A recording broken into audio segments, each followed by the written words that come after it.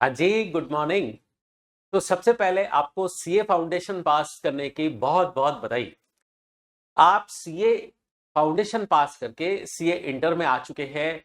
आजकल CA foundation पास करना भी बहुत बड़ा चैलेंज है। अब आपका जो स्टेज शुरू होती है वो है सीए इंटर, और सीए इंटर में मैं आपको पढ़ाऊंगा टैक्सेशन। टैक्सेशन में सबसे पहले मैं आपको अपना इंट्रोडक्शन दे दूं। मेरा नाम है दिनेश तेजवानी। लोग मुझे तेजवानी सर के नाम से जानते हैं। और मेरे क्या क्वालिफिकेशंस हैं, मैं ऑनर्स अकाउंटिंग कर रखा है बीकॉम में, और एफसीए हूं, मतलब जो सीए कम से कम 5 साल कंप्लीट कर चुका है उसको एफसीए कहा जाता है। और इसके बाद मैंने डीसा कर रखा है जो बैंक ऑडिट के लिए कंपलसरी है।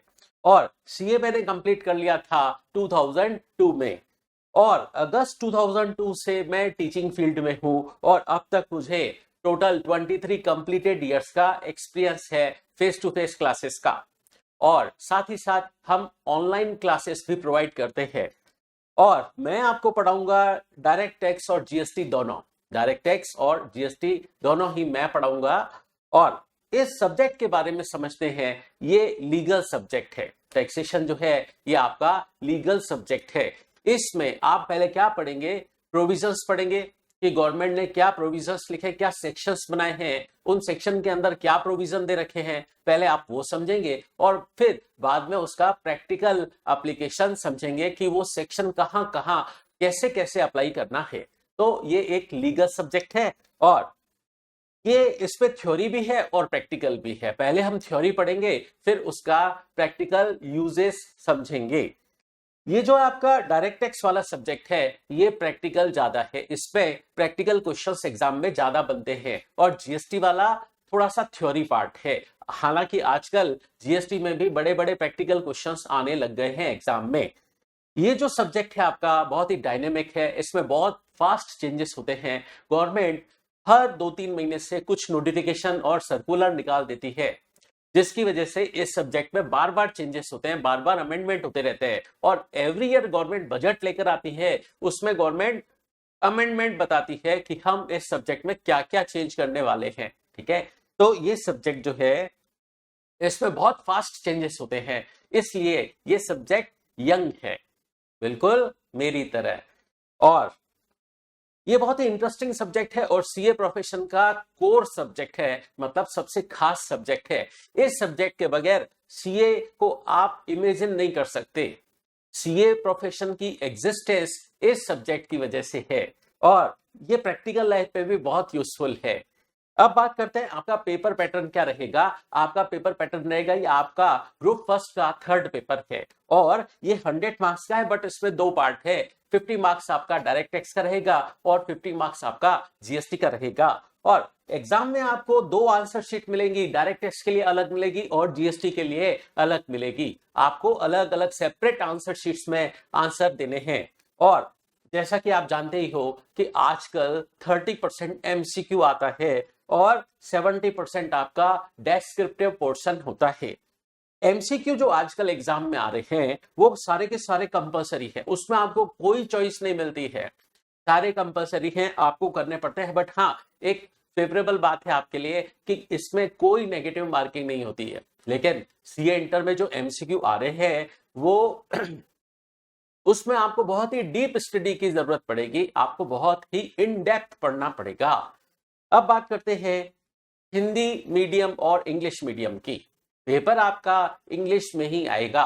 इवन आप हिंदी मीडियम के स्टूडेंट भी हैं अगर, जो उनको पेपर तो इंग्लिश में ही मिलेगा। ठीक है, तो स्टूडेंट के पास चॉइस है कि वो इंग्लिश मीडियम भी ले सकता है, ऑप्ट कर सकता है, या फिर हिंदी मीडियम ऑप्ट कर सकता है। हिंदी मीडियम वालों को कीवर्ड्स इंग्लिश में लिखना अलाउ है। इंग्लिश वालों को तो सब इंग्लिश में लिखना है, लेकिन हिंदी मीडियम वालों को कुछ कीवर्ड्स इंग्लिश में लिखना अलाउड है। फिर बात करते हैं, मैं आपको डायरेक्ट टेस्ट की 2 बुक्स दूंगा। एक होगी आपकी मेन बुक और एक होगा क्वेश्चन बैंक। इसी तरीके से जीएसटी में भी मैं आपको एक मेन बुक दूंगा और एक क्वेश्चन बैंक दूंगा। इसके अलावा आपको आईसीएआई का भी स्टडी मटेरियल इंस्टीट्यूट से आएगा, वो भी आपको रेफर करना है। उसमें भी कुछ इलिस्ट्रेशंस और प्रैक्टिकल एग्जांपल्स दे रखे हैं, वो भी आपको देखने हैं। तो ये तो था इंट्रोडक्शन। अब बात करते हैं हम इस सब्जेक्ट के बेसिक कंसेप्ट्स की। टैक्स क्या है? टैक्स एक मॉनेटरी बर्डन है जो गवर्नमेंट ने इम्पोज किया है पर्सन्स पर। टैक्स क्यों लगाया जाता है? ताकि गवर्नमेंट पब्लिक सर्विस दे सके, पब्लिक वेलफेयर से रिलेटेड एक्टिविटीज कर सके। जैसे गवर्नमेंट को काफी सारे इंफ्रास्ट्रक्चर से रिलेटेड काम करने होते हैं, सड़कें बनवानी होती है, पुल बनवाने होते हैं। इसके अलावा जितने भी गवर्नमेंट डिपार्टमेंट हैं उनके एम्प्लॉइज को सैलरीज भी देनी होती है। तो गवर्नमेंट को अपने कामकाज के लिए पैसा चाहिए, और ये पैसा गवर्नमेंट कैसे जुटाती है? टैक्सेस लगाकर। तो गवर्नमेंट को अपने कामकाज के लिए पैसा चाहिए और इसके लिए गवर्नमेंट को टैक्स वसूल करना पड़ता है पब्लिक से। तो टैक्स क्या है? टैक्स एक मॉनेटरी बर्डन है जो कि लगाया है गवर्नमेंट ने।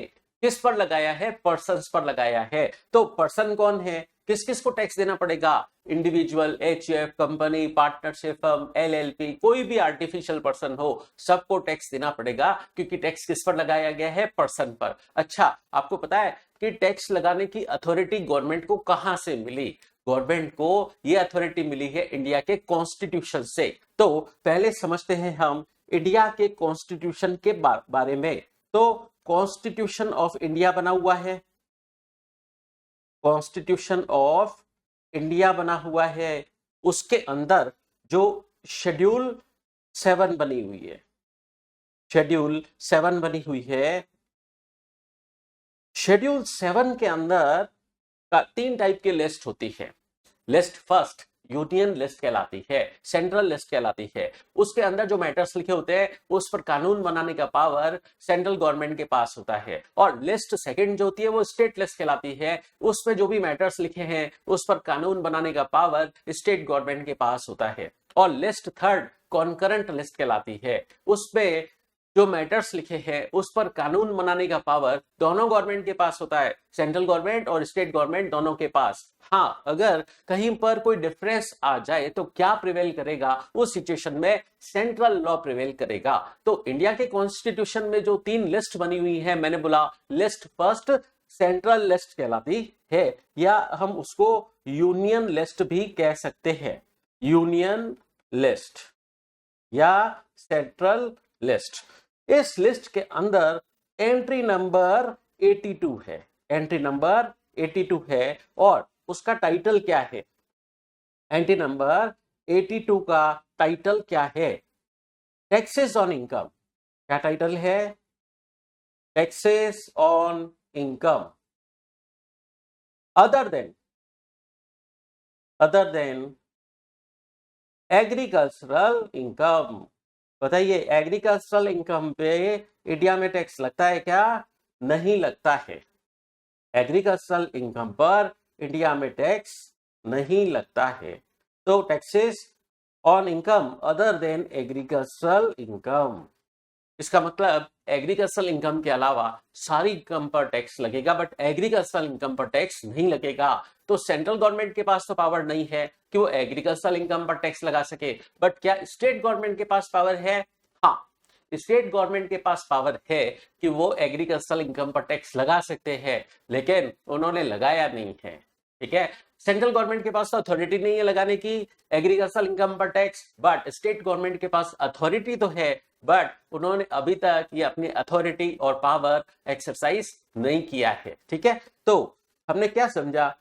इंडिया के कॉन्स्टिट्यूशन में शेड्यूल 7 के अंदर लिस्ट फर्स्ट, और लिस्ट फर्स्ट के अंदर एंट्री नंबर 82, इससे पावर मिला सेंट्रल गवर्नमेंट को इनकम टैक्स इंपोज करने का। चलिए, इंडिया का जो कॉन्स्टिट्यूशन है उसके अंदर भी आर्टिकल होते हैं। देखिए, किसी भी एक्ट में सेक्शन होते हैं ना, वैसे ही कॉन्स्टिट्यूशन के अंदर आर्टिकल होते हैं। तो आर्टिकल 246 के थ्रू, आर्टिकल 246 के थ्रू सेंट्रल गवर्नमेंट को पावर मिला इनकम टैक्स इंपोज करने का। ठीक है, अब बात करते हैं टैक्स जो है गवर्नमेंट जो वसूल करती है ये एक फोर्स्ड पेमेंट है। आप गवर्नमेंट को टैक्स पे कर रहे हो तो क्या आप गवर्नमेंट को डोनेशन दे रहे हो क्या, या गवर्नमेंट को आप ये वॉलेंटरी पे कर रहे हो क्या? नो, टैक्स एक फोर्स्ड पेमेंट है जो गवर्नमेंट जबरदस्ती पब्लिक से वसूल करती है। अच्छा, इंडिया में कितने टाइप के टैक्सेस हैं? इंडिया में 2 टाइप के टैक्सेस हैं, डायरेक्ट टैक्स और इनडायरेक्ट टैक्स। अच्छा, डायरेक्ट टैक्स के अंदर एट प्रेजेंट सिर्फ एक ही टैक्स कवर्ड है, इनकम टैक्स।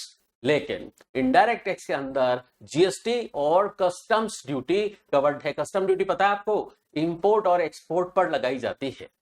चलिए, तो हम सबसे पहले समझते हैं कि डायरेक्ट टैक्स और इनडायरेक्ट टैक्स में डिफरेंस क्या है। सबसे पहले समझते हैं डायरेक्ट टैक्स और इनडायरेक्ट टैक्स का डिफरेंस। मुझे बताइए, डीटी के अंदर सिर्फ इनकम टैक्स है, डीटी के अंदर सिर्फ इनकम टैक्स है। अच्छा, मिस्टर एक्स को इनकम हुई, मिस्टर एक्स को इनकम हुई, कौन टैक्स देगा? मिस्टर एक्स देगा। किससे? अपनी ओन पॉकेट से। क्या ये टैक्स वो दूसरे से वसूल करके दे सकता है क्या? नहीं, ये टैक्स उसे अपनी ओन पॉकेट से देना होगा। लेकिन इनडायरेक्ट टैक्स का सिस्टम समझना, जैसे मैं ज्यादा जीएसटी की बात करूं क्योंकि आपके कोर्स में जीएसटी है, तो जीएसटी की बात करते हैं। जीएसटी का सिस्टम कैसे चलता है? फॉर एग्जाम्पल, एक्स जो है एक सेलर है। जीएसटी का थोड़ा सा बात कर लेते हैं। मिस्टर एक्स सेलर है, वो कोई गुड सेल कर रहा है वाई को, ठीक है? तो वाई को उसने गुड सेल किया। वाई क्या है? बायर है। वाई बायर है, ठीक है? अब कितने में सेल किया?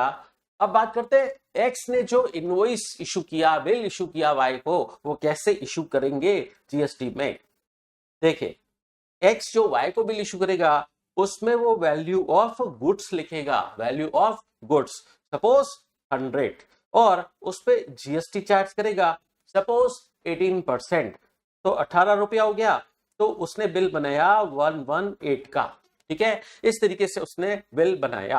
अब इसमें से एक्स को पैसा कितना मिलेगा? 118 मिलेगा। तो एक्स अपने पास 100 अपने पास रख लेगा, लेकिन वो गवर्नमेंट को डिपॉजिट कराएगा 18 रुपीस। वो गवर्नमेंट को डिपॉजिट कराएगा जो उसने वाई से कलेक्ट किया है, ठीक है? अब अगर बात करें कि वाई जो है वो आगे ये गुड्स रीसेल करता है, तो उस सिचुएशन में क्या होगा? फॉर एग्जाम्पल, वाई ने ये आगे गुड्स सेल किया जेड को, तो बताइए क्या जिस रेट पर उसने खरीदा है उसी रेट पर बेच देगा? नहीं, वो अपना प्रॉफिट मार्जिन ऐड करेगा। तो वाई जो बिल इशू करेगा जेड को, वो किस तरीके से इशू करेगा? Value of goods. सपोज वो अपना प्रॉफिट मार्जिन ऐड कर रहा है 50 रुपीज, तो 150 में सेल करेगा, ठीक है? उसने खरीदा था 100 में और सेल कर रहा है 150 में। अब वाई जो है वो भी जीएसटी चार्ज करेगा, वाई भी जीएसटी चार्ज करेगा। कितना? 18%। 150 का 18% कितना हुआ? 27। मैं 18% टैक्स रेट एज्यूम करके चल रहा हूं जीएसटी की, तो कितने में सेल करेगा? 177 में, 177 में सेल करेगा। अब देखिए, मैं अब बात करूंगा सिर्फ वाई के एंगल से, सिर्फ वाई के एंगल से हम इस ट्रांजैक्शन को सोचेंगे। ये जो है वाई का परचेस का बिल है और वाई का ये सेल का बिल है। अभी सिर्फ वाई के एंगल से बात करेंगे। ये वाई का आपका परचेस का बिल है, ये सेल का बिल है। वाई के परचेस के बिल में जो टैक्स लग के आया 18 रुपीस है, और वाई के सेल के बिल में जो टैक्स लगा है वो 27 लगा है, ठीक है? अभी मैंने बोला एक्स की बात करते हैं। अभी एक्स ने गवर्नमेंट को कितना डिपॉजिट कराया? 18 रुपीस, ठीक है? अब वाई कितना डिपॉजिट कराएगा गवर्नमेंट को टैक्स? बताइए, वाई कितना टैक्स गवर्नमेंट को डिपॉजिट कराएगा? उसका सिस्टम समझिए। देखिए, वाई जो है, वाई का कहना है मेरा आउटपुट टैक्स है जो मैंने अपने कस्टमर से वसूल किया है। देखिए, इनडायरेक्ट टैक्स अपने कस्टमर से वसूल करना होता है, ठीक है? तो वाई ने अपने कस्टमर जेड से कितना वसूल किया? 27। इसको हम बोलेंगे आउटपुट टैक्स। और इसमें से वो परचेस पर लगे हुए टैक्स, वाई के परचेस पर कितना टैक्स लगा था? 18 रुपीज, तो वो 18 रुपीज लेस कर देगा और इंक्रीमेंटल टैक्स 9 रुपीज गवर्नमेंट को पे करेगा। ठीक है, तो गवर्नमेंट को कितना मिला, एक्स से कितना मिला, 18 रुपीज मिला। एक्स से तो 18 नहीं मिला ना, वाई से 9 रुपीज मिला। ठीक है, तो गवर्नमेंट को टोटलिटी में कितना टैक्स मिला, गवर्नमेंट को एक्स से 18 मिला और वाई से 9 रुपीज मिला। ठीक है, तो कितना टोटलिटी में टैक्स मिला गवर्नमेंट को, 27। ठीक है, अब देखिए अल्टीमेट कंज्यूमर इस ट्रांजेक्शन में जेड है ना अल्टीमेट कंज्यूमर, तो उस पे टैक्स का बर्डन कितना पड़ा है, उस पर टैक्स का बर्डन पड़ा है 27। इनडायरेक्ट टैक्स पे टैक्स का बर्डन अल्टीमेटली कंज्यूमर पर ही पड़ता है, जो अल्टीमेट कंज्यूमर होता है उस पर टैक्स का बर्डन पड़ता है। लेकिन हाँ, ये टैक्स डिपॉजिट कैसे कैसे हुआ, एक्स ने कितना डिपॉजिट कराया गवर्नमेंट को, 18 रुपीज, और वाई ने कितना डिपॉजिट कराया, 9 रुपीज। गवर्नमेंट को टोटलिटी में 27 मिल गया, लेकिन इस पूरे 27 का बर्डन किस पर पड़ा, जो अल्टीमेट कंज्यूमर है जेड, उस पर पूरे के पूरे टैक्स का बर्डन पड़ा है। ठीक है, तो इनडायरेक्ट टैक्स का जो सिस्टम है वो इस तरीके से काम करता है। अब मैंने यहां इस तरीके से बोला कि ये जो 27 है, वाई के लिए जो 27 है वो आउटपुट टैक्स है। सेल पे जो टैक्स चार्ज करते हैं कस्टमर से वो आउटपुट टैक्स कहलाता है, और जो परचेज पे टैक्स लग के आता है वो इनपुट टैक्स कहलाता है। तो वाई के एंगल से बात करें तो आउटपुट टैक्स हुआ आपका 27 और इनपुट टैक्स वाई के एंगल से 18 रुपीज। तो हम आउटपुट टैक्स में से इनपुट टैक्स माइनस कर रहे हैं, हमें इनपुट टैक्स की क्रेडिट मिल रही है, इसको बोलते हैं हम क्रेडिट, शॉर्ट में बोले इसको इनपुट टैक्स क्रेडिट। तो 18 रुपए इसकी उसको क्रेडिट मिल रही है और वो गवर्नमेंट को कितना पे करेगा, फाइनली 9 रुपीज पे करेगा इंक्रीमेंटल टैक्स। अब एक बात और समझिए, ये जो जीएसटी है ये वैल्यू एडेड टैक्स कहलाता है। क्या कहलाता है, वैल्यू एडेड टैक्स। कैसे, ये वैल्यू एडिशन पर लगता है। अब आप बोलोगे सर क्लियर नहीं हुआ, तो मैं आपको एक एग्जांपल से बताता हूं, सुनिए। वाई ने परचेस कितने में किया, 100 में, ठीक है, और सेल कितने में कर रहा है, 150 में। 100 में परचेस किया था और 150 में सेल किया, तो मैं बोलूं वाई ने वैल्यू एडिशन किया है 50 रुपीज। इस पर आप 18% कैलकुलेट करें, वो बनता है 9। ठीक है, वो बनता है आपका 9। ठीक है, तो गवर्नमेंट को ये इंक्रीमेंटल टैक्स ही पे करेगा, मतलब वैल्यू एडिशन पे जो इसका टैक्स बन रहा है वही गवर्नमेंट को पे करेगा। ठीक है, तो इनडायरेक्ट टैक्स का सिस्टम इस तरीके से चलता है। चलिए अब हम डायरेक्ट टैक्स और इनडायरेक्ट टैक्स के बेसिक डिफरेंसेस की बात करते हैं। पहला मैंने बोला जो डायरेक्ट टैक्स होता है वो अपनी ओन पॉकेट से गवर्नमेंट को देना होता है, अपनी जेब कटती है उसमें, मतलब टैक्स अपनी जेब से देना पड़ता है। और इनडायरेक्ट टैक्स जो होता है वो जैसे सेलर बायर से कलेक्ट करता है, सेलर बायर से कलेक्ट करके गवर्नमेंट को डिपॉजिट कराता है। तो इसमें गवर्नमेंट को डिपॉजिट कराने के लिए लायबल तो सेलर है, लेकिन टैक्स का बर्डन बायर पर पड़ा है। इसका मतलब जीएसटी में इनडायरेक्ट टैक्स में दो पार्टीज होती हैं, किसी पर टैक्स का बर्डन पड़ता है लेकिन गवर्नमेंट को डिपॉजिट कराने के लिए लायबल दूसरा पर्सन होता है। लेकिन डायरेक्ट टैक्स में खुद की ओन पॉकेट से गवर्नमेंट को टैक्स देना पड़ता है। जैसे मुझे इनकम हुई तो इस इनकम का टैक्स मुझे ही देना है गवर्नमेंट को। लेकिन इनडायरेक्ट टैक्स में क्या होता है, टैक्स गवर्नमेंट को जो डिफरेंट पर्सन पे करता है लेकिन उसका बर्डन दूसरे पर्सन पर पड़ता है, जैसा कि अभी हमने एग्जांपल में समझा। अब बात करते हैं डायरेक्ट टैक्स में टैक्स का बर्डन किसी दूसरे पर्सन पर शिफ्ट नहीं किया जा सकता, लेकिन इनडायरेक्ट टैक्स में बर्डन शिफ्ट कर देते हैं। सेलर टैक्स का बर्डन बायर पर शिफ्ट कर देता है। तो डायरेक्ट टैक्स में तो टैक्स का बर्डन शिफ्ट नहीं होता, लेकिन इनडायरेक्ट टैक्स में एक पर्सन दूसरे पर्सन से टैक्स वसूल करके गवर्नमेंट को जमा कराता है। इसको हम बोलते हैं शिफ्टिंग ऑफ टैक्स बर्डन। ये डायरेक्ट टैक्स में नहीं होती है लेकिन इनडायरेक्ट टैक्स में होता है, टैक्स का बर्डन शिफ्ट करते हैं। अब समझते हैं हम डायरेक्ट टैक्स जो है वो प्रोग्रेसिव इन नेचर है। जैसे जैसे आपकी इनकम बढ़ेगी वैसे वैसे आपका टैक्स बढ़ेगा। लेकिन इनडायरेक्ट टैक्स रिग्रेसिव नेचर का है। रिग्रेसिव का हिंदी मीनिंग होता है दमनकारी, मतलब गरीबों का दमन करता है, ऐसा कहा जाता है कई बार इनडायरेक्ट टैक्सेस के लिए। इनडायरेक्ट टैक्सेस रिग्रेसिव नेचर के होते हैं, कारण रिच और पुअर पर्सन को दोनों को सेम टैक्स पे करना पड़ता है। ठीक है, अब बात करते हैं, ये जो डायरेक्ट टैक्स होता है वो इनकम और प्रॉपर्टी पर लगता है, लेकिन इनडायरेक्ट टैक्स किस पर लगता है? परचेज, सेल, कंजम्पशन और गुड्स और सर्विस की सप्लाई पर। और एक और मैंने बताया था कस्टम ड्यूटी, वो इंपोर्ट और एक्सपोर्ट पर लगाई जाती है। तो एट प्रेजेंट डायरेक्ट टैक्स के नाम पर सिर्फ इनकम टैक्स है और इनडायरेक्ट टैक्स के नाम से इंडिया में अभी जीएसटी और कस्टम्स ड्यूटी है। तो ये था आपका डायरेक्ट टैक्स और इनडायरेक्ट टैक्स का डिफरेंस। अब बात करते हैं हम ये जो इनकम टैक्स एक्ट है इंडिया में कब से अप्लाई हुआ था, थोड़ा हिस्ट्री की बात कर लेते हैं। ये जो आपका फर्स्ट चैप्टर है इसमें थोड़ा बहुत थ्योरी का पार्ट है और सेकेंड चैप्टर से आपके प्रैक्टिकल शुरू हो जाएंगे, उसमें हम काफी सारे प्रैक्टिकल क्वेश्चंस करेंगे।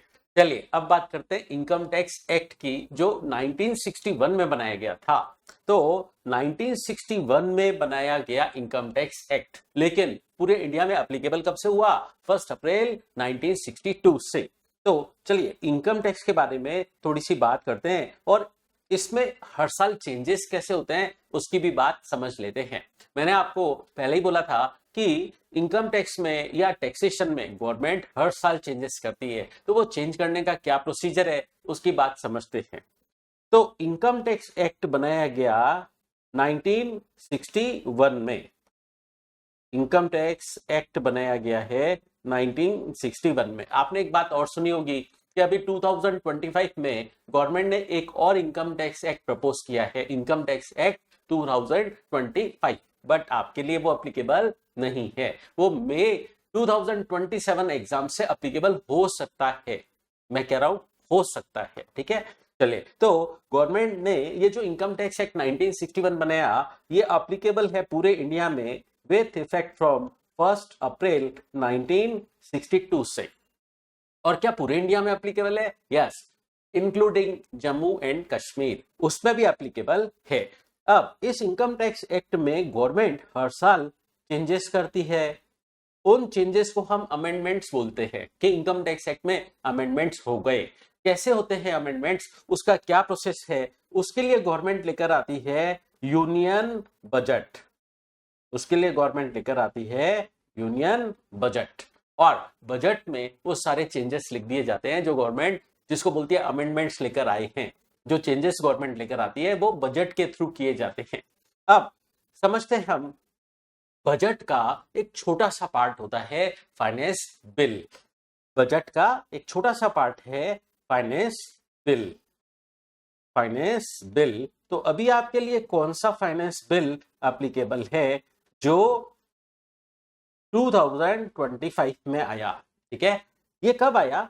ये 1 फरवरी 2025 को गवर्नमेंट ने प्रपोज किया। बजट गवर्नमेंट 1 फरवरी को लेकर आती है एवरी ईयर। ठीक है, अब बात करते हैं इस फाइनेंस बिल के अंदर होता क्या है। इस फाइनेंस बिल के अंदर दो बातें होती हैं। एक तो होता है आपकी general tax rates, general tax rates होती हैं इसके अंदर, गवर्नमेंट बताती है टैक्स रेट क्या लगेगी, और दूसरा कि हम चेंजेस क्या लेकर आने वाले हैं वो भी गवर्नमेंट इस फाइनेंस बिल में बताती है, उसको हम अमेंडमेंट्स बोलते हैं।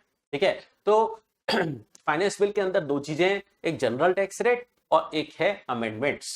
अच्छा, अभी ये जो फाइनेंस बिल है ये कैसे पास होता है? मैंने बोला बोथ हाउसेस ऑफ पार्लियामेंट में रखा जाएगा, लोकसभा राज्यसभा दोनों में रखा जाएगा, और वहां दोनों जगह पास होने के बाद इसको प्रेसिडेंशियल असेंट मतलब राष्ट्रपति की स्वीकृति के लिए भेजा जाता है। तो जब बजट दो स्टेजेस क्लियर कर ले, जब ये बिल दो स्टेजेस क्लियर कर ले, कौन कौन सी स्टेजेस क्लियर कर ले? ये पार्लियामेंट पास कर ले, passed by parliament, passed by parliament, और दूसरी स्टेज है got presidential assent. Presidential assent मतलब राष्ट्रपति की स्वीकृति। तो जब ये दो स्टेजेस पार हो जाए, पास कर ले बिल, तो ये बिल, ये आपका बिल बन जाता है फाइनेंस एक्ट। ठीक है, तो ये बिल बन जाता है अब फाइनेंस एक्ट। तो अभी आपके लिए एप्लीकेबल है फाइनेंस एक्ट 2025। ठीक है, अब बात करते हैं, अभी मैंने बोला कि every year government finance bill लेकर आती है 1 फरवरी को, लेकिन इसका मतलब गवर्नमेंट चेंजेस नोटिफाई कब कर रही है? एवरी ईयर 1 फरवरी को। अब अगर गवर्नमेंट को नेसेसिटी फील होती है, जरूरत महसूस होती है कि मिड ऑफ द ईयर में हमको कोई चेंज अप्लाई कर देना है, तो उसका क्या प्रोसीजर है? उसके लिए government mid of the year में ऑर्डिनेंस या अमेंडमेंट एक्ट लेकर आती है। ठीक है, तो उसका भी प्रोसीजर समझ लेते हैं कि अगर मिड ऑफ द ईयर में गवर्नमेंट को नेसेसिटी अराइज हो कि हमको चेंज करना ही है, ये हमने फाइनेंस बिल के टाइम पर किया नहीं था लेकिन करना जरूरी है, तो गवर्नमेंट ऑर्डिनेंस और अमेंडमेंट एक्ट लेकर आती है मिड ऑफ द ईयर के अंदर। तो उसका प्रोसीजर समझते हैं।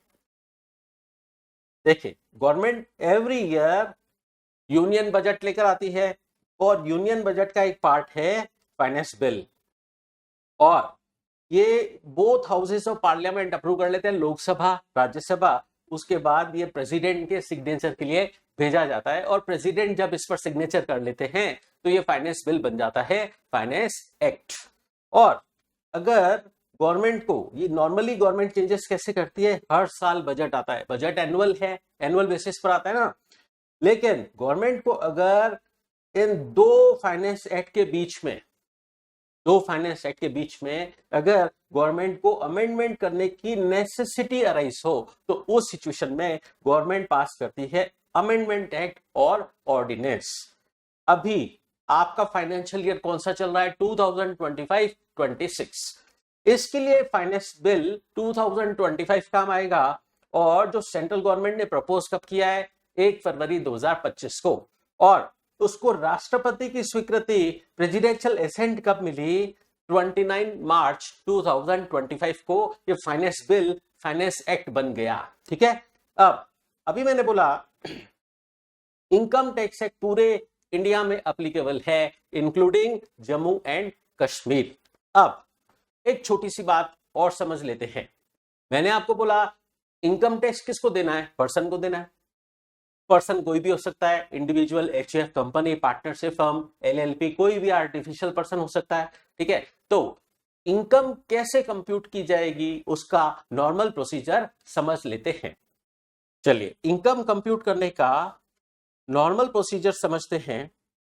गवर्नमेंट ने बनाए हैं 5 heads of income, 5 heads of incomes. Income के 5 हेड हैं। ठीक है, पहला हेड है इनकम फ्रॉम सैलरीज। किसी भी पर्सन की इनकम जब आप कंप्यूट करेंगे तो इस तरीके से कैलकुलेट करेंगे कि इनकम के 5 हेड होते हैं। पहला हेड है income from salaries, income from salaries. अगर कोई पर्सन जॉब करता है, उसको सैलरी इनकम रिसीव हो रही है, वो इस हेड पे रिपोर्ट करेगा। इनकम की रिपोर्टिंग हेड वाइज होगी। तो पहला हेड है income from salary, salary income इस हेड में रिपोर्ट होगी। दूसरा है income from house property, income from house property. अगर कोई पर्सन के पास हाउस प्रॉपर्टी या प्रॉपर्टी है, वो किराए पर दे रहा है, उसको रेंटल इनकम मिल रही है, तो वो रेंटल इनकम इस हेड पे रिपोर्ट करेगा। फिर तीसरा हेड है इनकम फ्रॉम बिजनेस और प्रोफेशन, इनकम फ्रॉम बिजनेस और प्रोफेशन। जो बिजनेसमैन है अपना नेट प्रॉफिट इस हेड में रिपोर्ट करेगा। और कोई प्रोफेशनल पर्सन है जैसे एडवोकेट, सीए या डॉक्टर वगैरह, वो अपनी इनकम इसी हेड में रिपोर्ट करेंगे, इनकम फ्रॉम बिजनेस और प्रोफेशन। फिर अगर कोई एसेट सेल करने से प्रॉफिट हुआ, एसेट सेल करने से प्रॉफिट होता है, उसको कैपिटल नेचर का प्रॉफिट बोलते हैं, तो वो कैपिटल नेचर का प्रॉफिट इस हेड, फोर्थ हेड पे टैक्सेबल होगा, जिसका नाम है income from capital gain, income from capital gain. ठीक है, आप कोई एसेट सेल करते हैं, उस पर कैपिटल नेचर का प्रॉफिट होगा, इस कैपिटल गेन हेड में टैक्सेबल होगा। फिर फिफ्थ हेड है, गवर्नमेंट का कहना है हर तरीके की इनकम को कवर करने के लिए हम अलग अलग हेड तो बना नहीं सकते, तो हम एक फिफ्थ रेजिडुअल कैटेगरी का हेड बना लेते हैं जिसमें बची कुछ इनकम टैक्सेबल हो जाएगी। तो गवर्नमेंट ने फिफ्थ हेड बनाया इनकम फ्रॉम अदर सोर्सेस। ठीक है, इस तरीके से 5 हेड का सिस्टम है। अब इस 5 हेड में जो भी इनकम फॉल करेंगी वो हम इस हेड में लिख देंगे और इन सब की टोटल लगाएंगे, उसको बोलते हैं ग्रॉस टोटल इनकम। तो 5 हेड में जो भी इनकम फॉल कर रही है उसकी हम टोटल कर लेंगे और उसे बोलेंगे ग्रॉस टोटल इनकम। अब क्या गवर्नमेंट सारी इनकम पर टैक्स लगाएगी? नहीं, गवर्नमेंट सारी इनकम पर टैक्स नहीं लगाती है। इसमें से गवर्नमेंट कुछ डिडक्शंस लेस करती है, जिसको हम बोलते हैं, वो डिडक्शंस है ना, गवर्नमेंट ने एक अलग ही चैप्टर बना रखा है, उसमें लेस किए जाते हैं। ठीक है, तो deductions under chapter 6A, under chapter 6A, 6A ऐसे लिखना है। ठीक है, ऐसे मत लिख देना, ऐसे नहीं लिखना है। ठीक है, चलिए 6A रोमन में लिखना है, रोमन लैंग्वेज में लिखना है। अब ये डिडक्शन स्लैश होने के बाद जो इनकम आती है उसको बोला जाता है टोटल इनकम, और टोटल इनकम ही वो अमाउंट है जिस पर आपको टैक्स की कैलकुलेशन करनी है। तो टोटल इनकम आ जाएगी जिस पर आप टैक्स की कैलकुलेशन करोगे। अब इस तरीके से 5 हेड का टैक्सेशन सिस्टम है। 5 हेड, पहला हेड है हमारा सैलरी हेड, दूसरा है हाउस प्रॉपर्टी, तीसरा है बिजनेस प्रोफेशन, और फोर्थ है कैपिटल गेन, और फिफ्थ है अदर सोर्सेस। 5 हेड की इनकम जब हम ऐड कर देंगे तो वो कहलाएगा जीटीआई, ग्रॉस टोटल इनकम, और उसमें से चैप्टर 6A के डिडक्शंस लेस हो जाएंगे तो आ जाएगी हमारी टोटल इनकम। टोटल इनकम पर हम टैक्स की कैलकुलेशन करेंगे। तो इस तरीके से हमारा सिस्टम है। अब बात करते हैं कि क्या इनकम टैक्स और अकाउंट्स में कुछ डिफरेंसेस होंगे, या अकाउंट्स में लिखी हुई बातें मेरे को माननी पड़ेंगी, या इनकम टैक्स उससे वेरी नहीं कर सकता? तो सुनिए, इनकम टैक्स और अकाउंट्स एक दूसरे के एंटी हैं। मतलब anti in the sense, accounts में अलग बातें हैं और उन्हीं चीजों पर, उन्हीं पॉइंट्स पर इनकम टैक्स में अलग ट्रीटमेंट होता है। ठीक है, तो हालांकि ऐसा मुझे भी अच्छा नहीं लगता पर ऐसा है। ठीक है, तो एक एग्जांपल से बताता हूं, सुनिए। फॉर एग्जांपल, जब आप अकाउंट्स में डेप्रिसिएशन चार्ज करते हो, अकाउंट्स में डेप्रिसिएशन की रेट, मेथड अलग अलग हो सकता है, और इधर इनकम टैक्स में डेप्रिसिएशन की रेट और मेथड अलग अलग हो सकता है। अकाउंट्स का rate of depreciation, method of depreciation अलग है, अकाउंट्स में rate of depreciation, method of depreciation अलग अलग है। तो क्या उसकी वजह से मेरा अकाउंट्स का डेप्रिसिएशन और इनकम टैक्स का डेप्रिसिएशन अलग अलग आ सकता है? यस, आ सकता है। ठीक है, तो अब आप बोलोगे सर हम कौन सा वाला सही माने, अकाउंट्स वाला सही माने डेप्रिसिएशन, या इनकम टैक्स वाला सही माने? तो सुनिए, अकाउंट्स वाला डेप्रिसिएशन आप अकाउंट्स में रहने दें, आपको डेप्रिसिएशन इनकम टैक्स एक्ट के हिसाब से दोबारा कैलकुलेट करना पड़ेगा, दोबारा। ठीक है, और तो फिर नेट प्रॉफिट पे उसका इफेक्ट आएगा क्या? तो सुनिए, आपका जो भी नेट प्रॉफिट आ रहा है एज पर अकाउंट्स, उसमें कोई भी छेड़खानी आपको नहीं करनी है, कोई भी चेंजेस नहीं करते हैं। नेट प्रॉफिट आप एज इट इज उठा लीजिए जो आपका एज पर P&L अकाउंट आ रहा है। तो क्या करेंगे हम, इसको एक एग्जांपल से बताता हूं। जैसे नेट प्रॉफिट आप उठा लीजिए as per P&L account, suppose वो आ रहा है आपके 10 लाख। ठीक है, सपोज वो आपके आ रहा है 10 लाख, और आपने जो डेप्रिसिएशन चार्ज किया है, जो डेप्रिसिएशन चार्ज किया है अकाउंट्स में, depreciation as per accounts, depreciation जो आपने चार्ज किया है वो 12 लाख है। ठीक है। अब और इनकम टैक्स में आपको दोबारा डेप्रिसिएशन कैलकुलेट करना पड़ेगा। सपोज वो डेप्रिसिएशन जो इनकम टैक्स के हिसाब से है, depreciation as per income tax, suppose वो 9 लाख है, 9 लाख है। तो अब ध्यान से सुनिएगा, अकाउंट्स वाला डेप्रिसिएशन आप गलत मानकर एड बैक कर देंगे, अकाउंट्स वाला डेप्रिसिएशन गलत माना जाएगा, ठीक है, एड बैक करना है। और इनकम टैक्स वाला डेप्रिसिएशन आपको लेस करना है क्योंकि वो सही है, ठीक है। तो अकाउंट्स वाला डेप्रिसिएशन एड बैक हो जाएगा और इनकम टैक्स वाला डेप्रिसिएशन आप लेस करोगे, तो अब आपके टैक्सेबल प्रॉफिट बढ़ जाएगा, आपके टैक्सेबल प्रॉफिट हो जाएगा 13 लाख, ठीक है। अब इसको क्या बोलेंगे हम, टैक्सेबल प्रॉफिट, इसको हम बोलेंगे टैक्सेबल प्रॉफिट। अच्छा अब बताइए टैक्स किस पे लगेगा, टैक्स 10 लाख पे लगेगा या 13 लाख पे लगेगा? टैक्स 13 लाख पे लगेगा क्योंकि as per income tax taxable profit 13 lakh है, ठीक है। तो इस तरीके से अकाउंट्स और इनकम टैक्स में कुछ डिफरेंसेस चलेंगे और इसके लिए हम क्या करेंगे, ये कंप्यूटेशन शीट बनाएंगे हम। इसका हेडिंग क्या रहेगा, कंप्यूटेशन शीट, ठीक है। और इस कंप्यूटेशन शीट में हम उन डिफरेंसेस का एडजस्टमेंट करेंगे जो अकाउंट्स और इनकम टैक्स में है और टैक्सेबल प्रॉफिट डिराइव करेंगे और इस पर आपको टैक्स देना होगा। चलिए अब एक बात समझते हैं। अभी मैंने बोला कि आपकी ये जो टोटल इनकम है इस पर आप टैक्स की कैलकुलेशन करेंगे। टैक्स आपकी जो टोटल इनकम है इस पर आपको टैक्स कैलकुलेट करना है। अब सुनिए, गवर्नमेंट ने 2 स्कीम दे रखी हैं टैक्स कैलकुलेट करने की, 2 स्कीम है।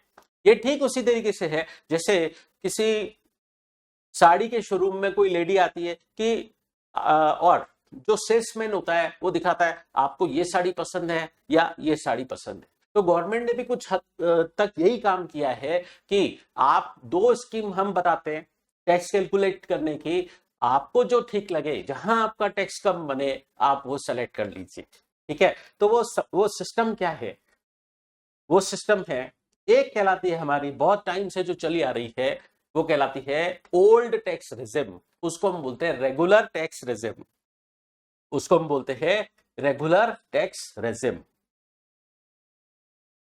तो अभी हम समझ रहे हैं कि टैक्स रेट्स क्या है, इंडिविजुअल एचयूएफ वगैरह के लिए टैक्स रेट क्या है। तो tax rate regular tax regime अब समझने जा रहे हैं। रेगुलर टैक्स रेजिम, इसको ओल्ड टैक्स रेजिम भी बोलते हैं, इसको ओल्ड टैक्स रेजिम बोलते हैं। रेजिम मतलब स्कीम, ठीक है। तो रेगुलर टैक्स रेजिम में टैक्स रेट क्या है, रेगुलर टैक्स रेजिम में अगर आपकी टोटल इनकम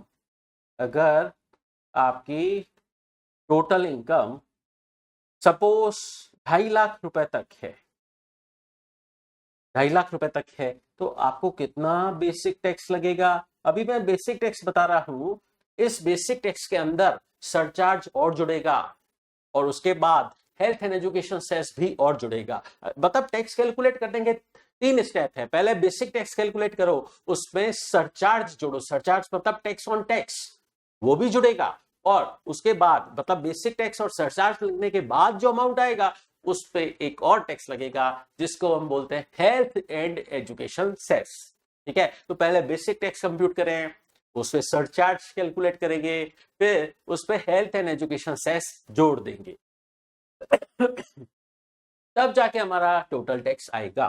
तो बेसिक टैक्स 2.5 लाख तक की इनकम पर बेसिक टैक्स लगता है 0%। अब आप बोलोगे सर हमने तो सुना 12 लाख तक 0% टैक्स लगता है, ऐसा सुना होगा ना आपने कि 12 लाख तक 0 टैक्स लगेगा। वो क्या माजरा है, वो क्या बात है, वो अभी हम डिटेल में समझेंगे। चलिए 2.5 लाख रुपए तक 0% टैक्स लगेगा और जो इनकम 2.5 लाख रुपए से एक्सीड कर रही है लेकिन 5 लाख तक है, मतलब 2.5 लाख से 5 लाख के बीच की इनकम वो 2.5 लाख ही हुई, तो उस पे लगेगा आपके टैक्स 5%, ठीक है।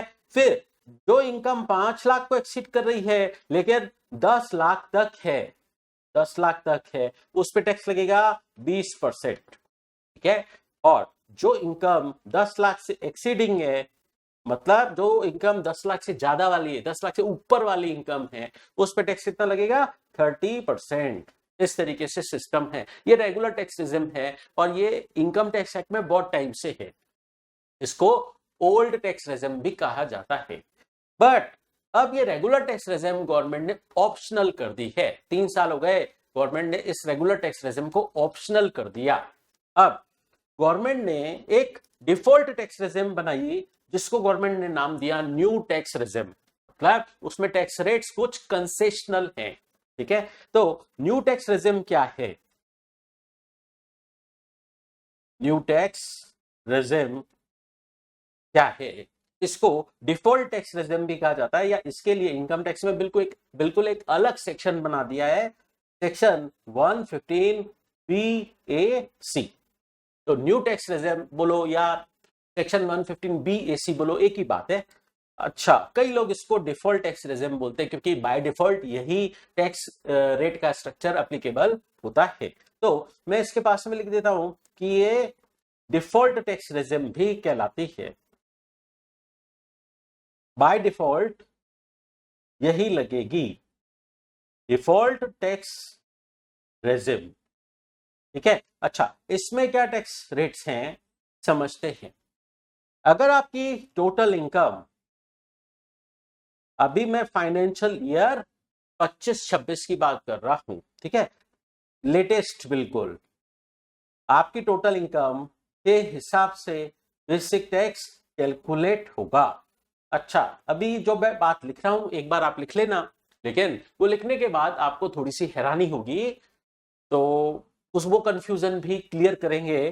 टोटल इनकम गवर्नमेंट ने बोला है कि अगर 4 लाख रुपए तक आपकी इनकम है, 4 लाख, ठीक है, तो उस पर 0% टैक्स लगेगा।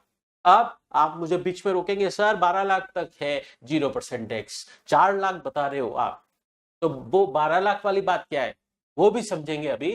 बट लिखिए, सुनिए, 4 लाख तक 0% टैक्स है, और 4 लाख से जो इनकम ज्यादा है, 8 लाख तक की इनकम, उस पे टैक्स रेट है 5%। जो इनकम 8 लाख से एक्सीड कर रही है लेकिन 12 लाख तक है, उस पर टैक्स रेट लगेगी 10%। ठीक है, फिर जो इनकम 12 लाख से एक्सीड कर रही है लेकिन 12 लाख से एक्सीड कर रही है लेकिन 16 लाख तक है, उस पर टैक्स रेट लगेगी 15%। और जो इनकम 16 लाख से एक्सीड कर रही है, ठीक है, 16 लाख से एक्सीड कर रही है लेकिन 20 लाख तक है, 20 लाख तक है, तो फिर उस सिचुएशन में उस पे लगता है 20% टैक्स। और जो इनकम 20 लाख को एक्सीड कर रही है लेकिन 24 लाख तक है, तो उस पर लगेगा 25%। और जो इनकम 24 लाख को एक्सीड कर रही है,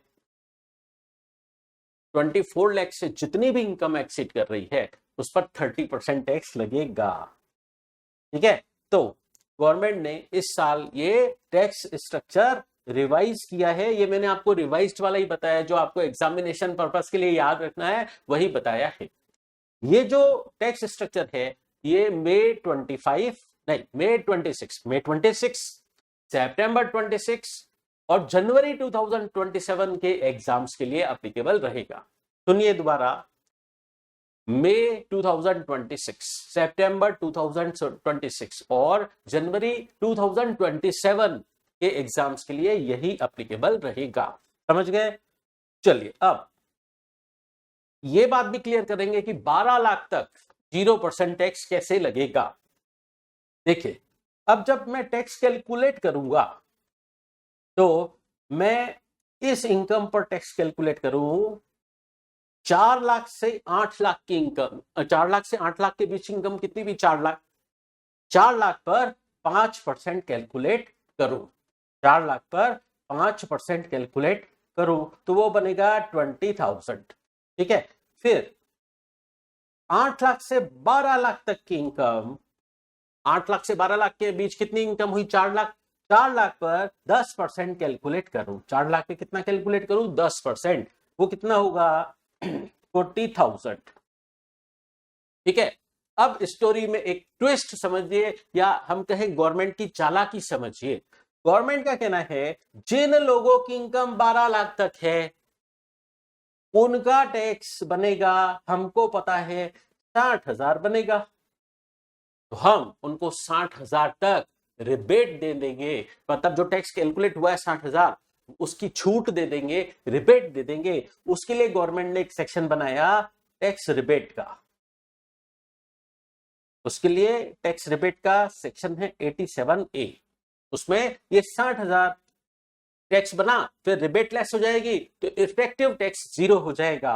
तो इस वजह से गवर्नमेंट ने बोला जिन लोगों की इनकम 12 लाख है उनको टैक्स नहीं देना है। ठीक है। कई लोग सोचते हैं यहां होना चाहिए 12 लाख, यहां 4 लाख ही है। कैलकुलेशन का तरीका गवर्नमेंट ने कुछ इस तरीके से डिजाइन किया है कि 12 लाख तक जिनकी इनकम होगी उनका टैक्स बनेगा 60,000। ठीक है। और वो 60,000 की में से उनको 60,000 मैक्सिमम रिबेट लेस हो जाएगी और उनका इफेक्टिव टैक्स 0 हो जाएगा। अच्छा, तो ये रिबेट जो 60,000 की मिलती है ये कंडीशनल है, उन्हीं लोगों को मिलेगी जिनके टोटल इनकम 12 लाख तक है। सपोज किसी पर्सन की इनकम 14 लाख है, तो फिर क्या उसको शुरू से ही 4 लाख से 8 लाख तक ये सारे टैक्सेस लग जाएंगे? यस, उनको सारे टैक्सेस लग जाएंगे। मतलब वो टैक्स रिबेट क्लेम करने के लिए एलिजिबल नहीं माने जाएंगे। ठीक है। इसमें भी एक मार्जिनल लीफ का सिस्टम है, वो हम बाद में समझेंगे। अब मैंने बोला, पहले समझाया आपको रेगुलर टैक्स रेजिम क्या होती है, वो तो काफी लंबे टाइम से चली आ रही है। गवर्नमेंट ने बोला कि ये रेगुलर टैक्स रेजिम अब से ऑप्शनल है, आप ऑप्ट करो तो मिलेगी। ठीक है। लेकिन काफी लोग ये रेगुलर टैक्स रेजिम अब ऑप्ट करेंगे ही नहीं, और गवर्नमेंट ने भी बोला है बाय डिफॉल्ट तो ये आपको डिफॉल्ट टैक्स रेजिम मतलब सेक्शन 115BAC ही अप्लाई करना है। ठीक है। और अगर रेगुलर टैक्स रेजिम ऑप्ट करनी भी है तो उसके लिए आपको इनकम टैक्स डिपार्टमेंट की पोर्टल पर, साइट पर एक फॉर्म अपलोड कराना होगा। और वो फॉर्म कौन सा है? वो फॉर्म है form number 10 IEA। Form number 10 IEA ये अपलोड करना पड़ेगा। ठीक है। तो regular tax regime tax rate का स्ट्रक्चर अलग है और डिफॉल्ट टैक्स रेजिम अलग है। तो हमने समझा, पहले हमें टोटल इनकम कंप्यूट करनी है, और टोटल इनकम पर गवर्नमेंट दो सिस्टम बता रही है, रेगुलर टैक्स रेजिम और डिफॉल्ट टैक्स रेजिम। हमें दोनों तरीके से टैक्स कैलकुलेट करके देखना है। अगर रेगुलर टैक्स रेजिम में टैक्स कम बन रहा है तो हम वो रेगुलर टैक्स रेजिम ऑप्ट कर सकते हैं। ठीक है। तो आज के लेक्चर में हमने समझा कि टैक्स दो तरीके के, डायरेक्ट टैक्स, इनडायरेक्ट टैक्स, दोनों में बेसिक डिफरेंस क्या है, और टैक्स पर्सन पर लगाया जाएगा। फाइनेंस बिल 2 स्टेप कंप्लीट होंगे, पार्लियामेंट में रखा जाएगा, उसके बाद प्रेसिडेंशियल असेंट बिल जाएगी तो वो फाइनेंस बिल कन्वर्ट होके क्या बन जाएगा? Finance act. और फाइनेंस एक्ट गवर्नमेंट हर साल लेकर आती है और इनकम टैक्स एक्ट में चेंजेस कर दिए जाते हैं। और उसके बाद हमने समझा कि इनकम कैसे कंप्यूट करेंगे। 5 हेड का सिस्टम गवर्नमेंट ने दिया, और 5 हेड की इनकम को हम टोटल कर लेंगे तो आ जाएगा हमारे पास gross total income. Gross total income में से चैप्टर 6A के डिडक्शंस लेस हो जाएंगे। ठीक है। ये चैप्टर 6A के डिडक्शंस क्या हैं? चैप्टर 6A के डिडक्शंस क्या हैं जो ग्रॉस टोटल इनकम में से लेस हो जाते हैं? देखिए, आप अगर फॉर एग्जांपल आपके पेरेंट्स आपके लिए ट्यूशन फीस पे कर रहे हैं, स्कूल फीस पे कर रहे हैं, या उन्होंने ICAI को फीस का पेमेंट किया है, उसका डिडक्शन उनको यहां पर मिल जाएगा। ठीक है। या उन्होंने अपने लिए कोई लाइफ इंश्योरेंस पॉलिसी ली है, या आपके लिए लाइफ इंश्योरेंस पॉलिसी ली है, उन्होंने उसका प्रीमियम भर रहे हैं वो, उसका भी उनको यहां पर डिडक्शन मिल जाएगा।